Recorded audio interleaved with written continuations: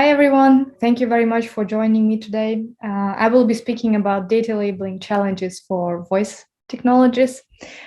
First, let me introduce myself. My name is Daria, and I'm a director of educational programs at Toloka, which is a data labeling platform. Our goal is to basically popularize crowdsourcing in different academic and other nonprofit organizations. We love to take part in different data science conferences, and we recently gave tutorials at CVPR, WWW at NACL, and also we organized data science, crowd science workshops at NeurIPS last year and at VLDB this summer. So thank you very much for coming. I'll be speaking a bit about the challenges, but first, let me just say that speech recognition is definitely a crucial part of modern virtual assistants. They can be embodied in various devices, from phones to smart speakers, and the goal here may be to get an actual text that a voice assistant can understand, or an assistant that may need to understand only the intent. And sometimes it's hard to understand, like, was it an actual order for the virtual assistant, or is it really just a background noise? Or even sometimes it can be necessary to extract specific features that go beyond words, but they are still very important for language. For example, it's hard, sometimes it's necessary and also hard to extract intonations, silence, or other sounds such as laughter, for example. So some virtual assistants may be used as chatbots. For example, it can have like two modes. An assistant can take orders to do something, or to turn the lights on, for example, or a kettle on. And at the same time, it is ready for small talk. And this tech is closely connected to the speech to text. So there are several examples. We can talk about GPT-3, which is a language model created by OpenAI. And GPT-3 uses deep learning to produce human-like text. And also there is a model called Deep Pavlov. It's an open source conversational AI framework from Moscow Institutes of Physics and Technology. So let's start with the type of tasks that you might know. This is audio annotation or audio transcription, and crowdsourcing has eased and indeed scale up the collection of linguistic annotations in recent years. So let's take a look at the challenges and at the best practices for the data collection here. So when we are doing annotation, it is important to remember that annotation is mapping. Spontaneous speech isn't structured like a written text. We should understand that like what exactly we want to extract and what we are mapping to. As I mentioned before, recorded sound may contain a lot of information important for language-related technologies. And also, of course, it can contain some noise. So you can look for an intent. You may need just words or words and additional features like intonations or gender of speaker or something else in order to deliver the best result it can. So why do we really need manual transcription? Like right now in the 21st century, people think more and more, why do we need humans in certain tasks? So here we do really need a lot of manual transcription and annotation, just because there are many situations where we need it. So the first one is the evaluation, and we need to evaluate our own models.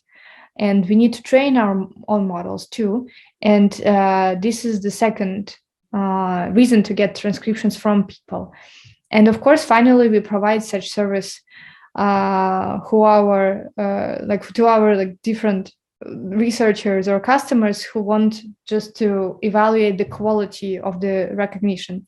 So all in all, we need manual transcription and manual labeling at all the steps of ML production pipeline.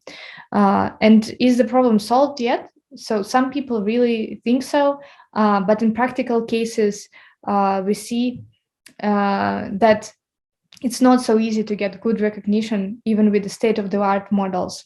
So we need a lot of human transcriptions here. And just to show you some best practices of how we can annotate the audio, I have compiled this list. So first of all, just keep it short. Keep audio less than 5 seconds for the crowdsourcing tasks. Maybe a bit more, but 10 seconds is already really hard. And then you need to decide on the number of the tasks or audios on the page. It should be manageable for a real labeler to annotate it. Then, of course, we need to split huge phrases into smaller ones. Yes, I know we can lose some context here. However, we can also, otherwise, if we don't split this very large phrases into shorter ones, we will be losing the quality and also the performers who will be annotating our tasks. And typo correction may be a good idea, but slang words and multi-language speech may really confuse it.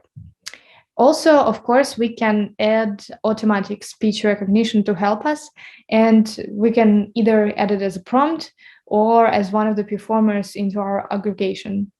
It may definitely speed up the process. However, of course, it may introduce some bias. So this is optional for us. Let me just show you how the task for the voice annotation or voice collection tasks looks like in real life. And let me just show you really quickly the pipelines behind those tasks. So for the audio collection, we usually ask the performers to tell us different phrases. We ask people from all around the world with many different accents and dialects to give us phrases in order for us to teach, for example, to train a voice assistant. And also another pipeline for another tasks for audio annotation that we've been talking about here. We are having a much more complex. First, we train our performers. Then we ask them to transcribe the audio, and we may use dynamic overlap. So, for example, when we collect X exact matches, we stop, or we can continue adding more and more transcribers until we get the final quality of the transcriptions that we want. So some audios may be left if they are very hard to annotate. So, of course, we need to measure the quality of our annotations, because if we have to train our algorithms, like our voice assistants, we better make sure that the data that we feed them is of high quality and is representative. And of course, because we all have to use all those voice assistants anyways. So there are some metrics that we can use to ensure and to evaluate the quality of the data annotation. So first is the recall. It's just a proportion of marked up records. Then we have a word error rate. Then we have, of course, accuracy. And accuracy can be understood as the proportion of text with correct transcription. Then we have a mean overlap. This means that how many performers were needed for one phrase to achieve a current levels of metrics. And of course, we need to understand the price of the transcriptions. And there is a couple of other metrics. One is the meteor, which evaluates translations by a computing score based on explicit word-to-word matches between the translations and a given reference translations. And also a blow, if I pronounce it correctly, this is a metric for evaluating a generated sentence to a reference sentence. So there are many different ways of how we can evaluate the quality of annotation. So this was my short talk about the data labeling for voice recognition. We can talk more and more about it, and I hope to get into the details during our real talk at the conference. So thank you very much for listening to me. Hope to see you soon.